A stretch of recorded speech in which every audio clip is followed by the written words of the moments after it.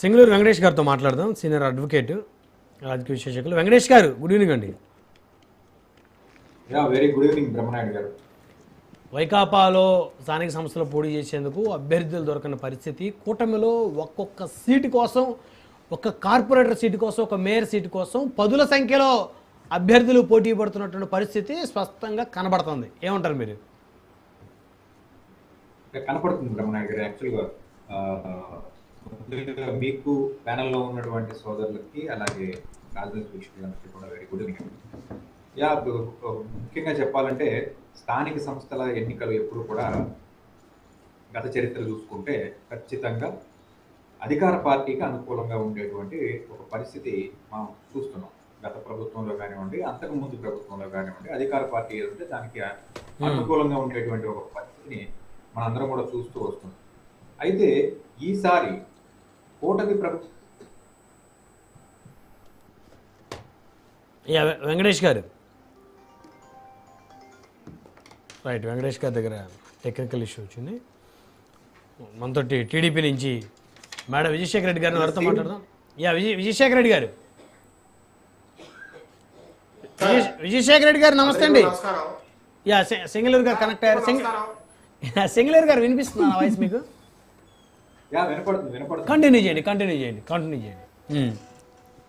So ఇవన్నీ కూడా ఒక ప్రామాణికంగా తీసుకుని ముందుకెళ్లేటువంటి ఒక పరిస్థితి ఉంది. కాబట్టి ఖచ్చితంగా నేను ఇది వైకాపాకి అనుకూలంగా ఉంటుంది, లేకపోతే ప్రతిపక్ష పార్టీకి అయినటువంటి వైకాపాకి అనుకూలంగా ఉంటుంది, లేదా కూటమి పార్టీలకు అనుకూలంగా ఉంటుందని చెప్పదలుచుకోలేదు. ఏదైతే ఈ పరిపాలన జరుగుతున్నటువంటి 2.5 సంవత్సరాల పరిపాలన, సుమారుగా కాస్త అటు ఇటుగా 2.5 సంవత్సరాల పరిపాలన ఏదైతే ఉందో, ఈ పరిపాలనకి ఒక రెఫరెండం లాగానే మనం ఈ స్థానిక సంస్థల ఎలక్షన్లు మాత్రం మనం చూడాల్సినటువంటి ఒక పరిస్థితి. ఇక పార్టీలకు సంబంధించి అభ్యర్థులు దొరుకుతారా దొరకరా అనేది ఆ పార్టీ యొక్క అధికార లేకపోతే అధ్యక్షులు తీసుకున్నటువంటి ఒక వ్యవహారం. కాబట్టి రాష్ట్రంలో ఉన్నటువంటి కూటమి పార్టీలకు కానివ్వండి, అట్ ద సేమ్ టైం నాకున్నటువంటి సమాచారం ప్రకారం వైఎస్ఆర్సీపీ పార్టీకి కానివ్వండి, అభ్యర్థుల కొరత అయితే ఎక్కడా లేదు.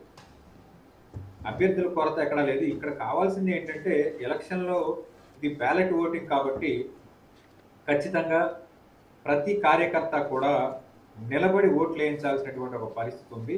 దీనికి సమయార్థం చేయడానికి వైకాపా అధ్యక్షులు వారు ఏం చెప్తున్నారంటే, ఖచ్చితంగా ఇక్కడ ఎట్టి పరిస్థితుల్లో ఏ ఒక్క సీటు కూడా ఏకగ్రీవం అవడానికి అవకాశం లేకుండా మీరు ప్రభుత్వం పైన పోరాటం చేయండి, ఎన్నికల్లో నిలబడండి అని చెప్తున్నారు.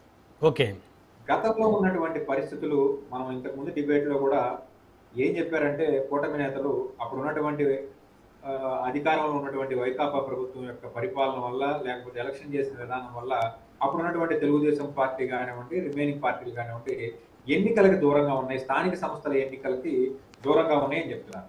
అటువంటి పరిస్థితి లేకుండా ఇప్పుడు ప్రజాస్వామ్యబద్ధంగా పరిపాలన ఉంటుంది, ఎన్నికలు కూడా ఉంటాయి. కాబట్టి ఇప్పుడు అందరూ కూడా పోటీ చేసేటువంటి ఒక పరిస్థితి ఉంది. ఖచ్చితంగా మేము కూడా కూటమి పార్టీ యొక్క పరిపాలనకి రెఫరెండం గానే దీన్ని తీసుకుంటున్నాం అని చెప్పేసి అధికార పార్టీ వారు కూడా చెప్తున్నారు. కాబట్టి ఖచ్చితంగా ప్రజల తీర్పు ఎటువైపు ఉంటుంది అనేది చూడటానికి అందరూ కూడా వేచి చూసేటువంటి ఒక పరిస్థితి.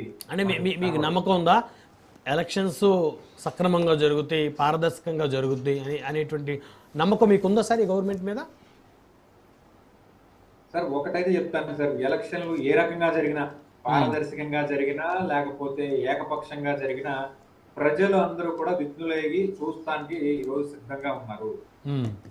వీరు చేసేటువంటి పరిపాలన కానివ్వండి, వీరు చేసేటువంటి హామీల అమలు కానివ్వండి, ప్రజల్లో ఉన్నటువంటి భావావేశాలని వ్యక్తపరచడానికి ఖచ్చితంగా ప్రజలు ఓటు అనే ఆయుధంతో సిద్ధంగా ఉన్నారు. అది కూటమి పార్టీలకు రెఫరెండంగా ఉంటుందా, వాళ్ళ యొక్క పరిపాలనకు రెఫరెండంగా ఉంటుందా, లేకపోతే సూపర్ 6 హామీలలో ఉన్నటువంటి లోటుపాట్లు ఎత్తి చెప్పే విధంగా ఉంటుందా అనేది చూడాల్సినటువంటి పరిస్థితి ఉంది. ఓకే రైట్, 1 by 1 మాట్లాడదాం. మనతోటి